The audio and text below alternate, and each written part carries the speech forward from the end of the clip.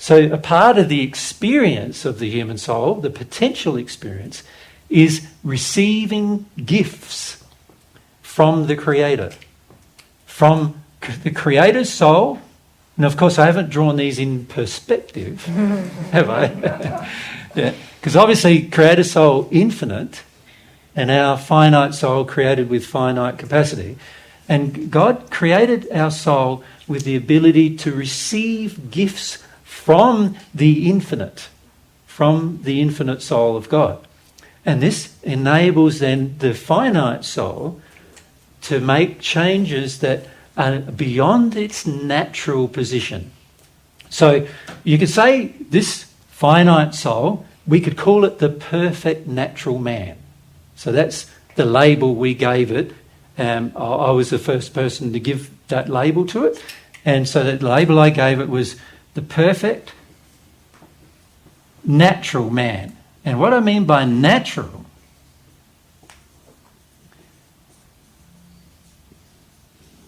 right? What I mean by natural is that that's the limitation that we have if we remain that creature.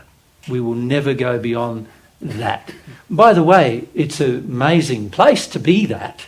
So on earth, nobody experiences that because there's so much sin imbibed on earth that has degraded the natural man or woman into no longer being perfect. And now, because we've got so much sin, in other words, we've broken so many laws, and the consequences of those breaking of the laws is being felt by us. So that now means the soul is feeling the consequence of the breaking of those laws.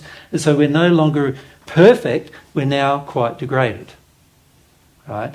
So the trouble with our perspective here on earth is we're meeting new people. You know, we met all of you today. We meet new people and we think we're all normal. You know? We're sort of... But we are degraded humans. You know, we're no longer the perfect natural man. Right? That got... You know, there's a whole series of things that happen to us, some of which we'll talk about tomorrow, that happen to us that cause us to no longer be that creature. But the trouble is we're meeting each other and seeing ourselves in the mirror thinking we're pretty good, but actually we're just this degraded natural man. Right? So we don't even have perspective enough to know that we're degraded. Does that make sense? For most of us, we don't even have that perspective. But in answer to your question, this perfect natural man, woman, it's actually a soul which is two halves of one person, you know, two halves. Your one half, your soulmate, the other half, makes the human soul. It's the soul that has been created in the image of God.